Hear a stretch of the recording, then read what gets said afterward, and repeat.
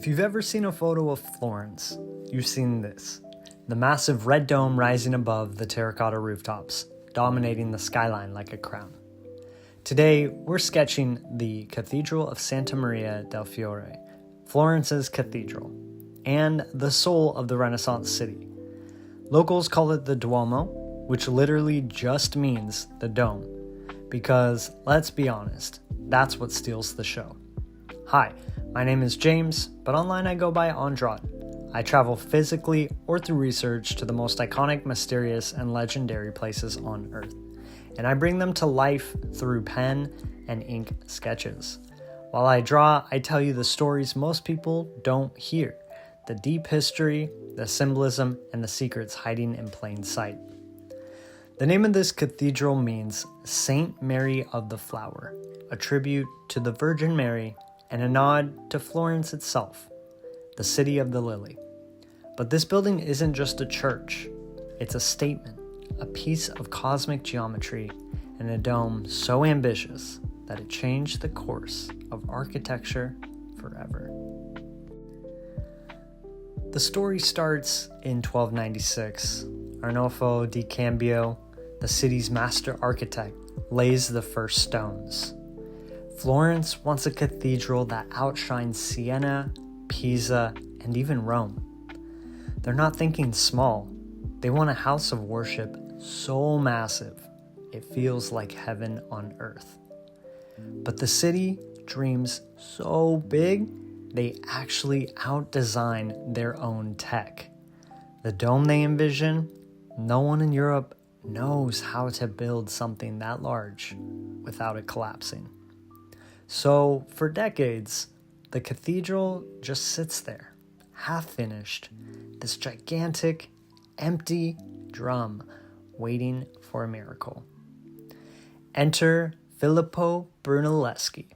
In the early 1400s, goldsmith, sculptor, amateur architect, the guy literally goes to Rome to study ancient ruins, reverse engineers Roman engineering secrets, and returns with a plan. His dome would become the largest brick dome ever built, still undefeated today. He builds it without scaffolding, using a double shell design and a herringbone brick pattern that locked the structure as it rose. How exactly he did it? Historians still debate it. Some think he rediscovered lost Roman tech. Others say he relied on sacred mathematics and intuition that bordered on mystical. Brunelleschi doesn't just save the project, he turns Florence into the epicenter of the Renaissance. Step back and look at this structure.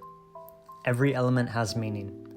The façade, made with white Carrara marble, green Prato marble, and red Sienna stone, isn't just colorful. White symbolizes faith and purity, green represents hope, and red is for charity, the three theological virtues literally built into the cathedral's skin. The bell tower, designed by Giotto, is a masterpiece in itself.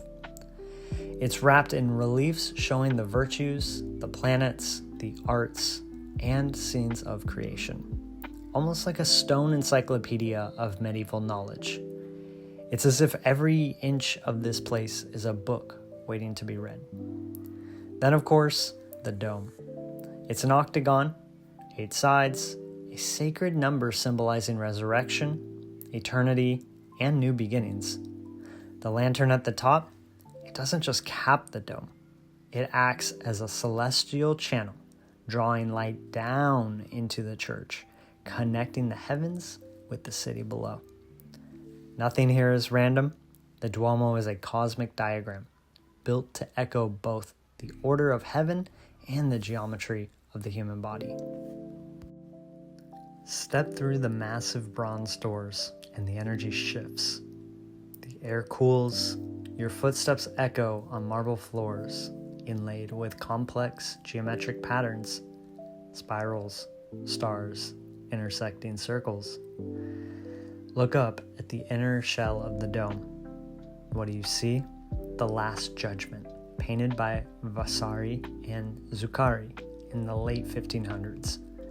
Angels blow trumpets as the dead rise, demons drag the damned into fiery chaos, and Christ reigns above it all. It's not just decoration, it's a spiritual wake-up call. A reminder that this space connects earth to eternity, and your soul's choices matter.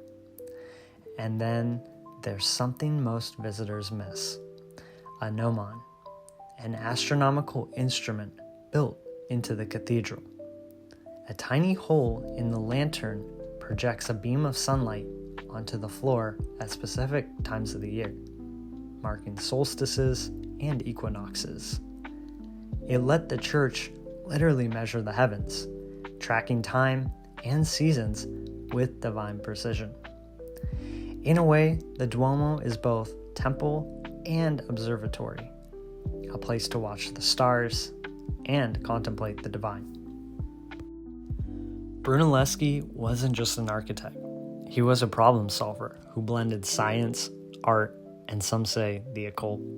His dome uses a double shell structure, a lighter inner shell, and a heavier outer one for stability. The bricks are laid in a herringbone pattern, redirecting weight downward and inward as the dome rose. But there are gaps in the historical records. Some of his methods, like how he hoisted materials without cranes, tall enough to reach, remain mysterious. Was it just innovation, or did Brunelleschi tap into ancient knowledge, perhaps drawn from the Pantheon or lost Roman treatises? And then there's the symbolism. The dome's 8 ribs aren't arbitrary. They echo the eightfold path of rebirth, a common Christian symbol of resurrection. Some esoteric scholars even suggest the dome represents a cosmic womb, a place where divine spirit and human aspiration unite. To this day, standing inside, it feels less like a building and more like stepping into a massive, breathing organism. Like many sacred sites, the Florence Cathedral may sit on something deeper, a point of natural energy. Some historians and mystics argue it's aligned along a ley line, a supposed energy path that connects ancient and holy sites across Europe. Even if you don't buy into ley lines, the math here is undeniable. The Duomo's measurements reflect golden ratio proportions. The spacing of the nave, the ratios of the dome's height to its base, even the lantern's placement, all fit a harmonic system that shows up in seashells, sunflowers, galaxies, and even the proportions of the human body. These choices weren't just aesthetic. To Renaissance thinkers, harmony in architecture mirrored harmony in the soul. If the building echoed the cosmos, maybe stepping inside it could help align you with something greater. Call it God, call it universal order. For the people of Florence, Santa Maria del Fiore wasn't just a church. It was a civic and spiritual statement. We are the new Rome. We are guided by God, inspired by art, and fearless in ambition. When the dome was finally completed in 1436, it didn't just crown a cathedral.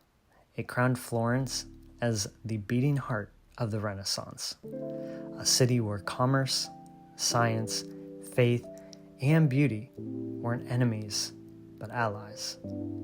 And to this day, standing beneath that dome, there's a weight to it. You feel the centuries of prayer, genius, and maybe something more. A hum, a stillness, as if the stones themselves are alive. Santa Maria del Fiore isn't just a landmark. It's a living bridge between human and divine, past and future. Brunelleschi's dome still stands as the largest brick dome in the world, and it's more than just a feat of engineering. It's a symbol of what happens when human will, spiritual devotion, and mystery collide.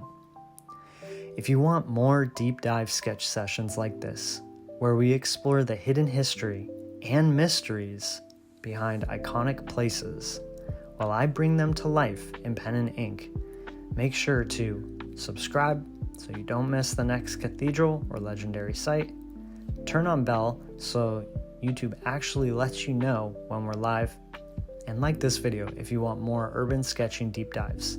It helps others find these stories too. Drop a comment below and tell me which cathedral, monument, or legend you want me to sketch and decode next. Your pick might be the next star of the next episode.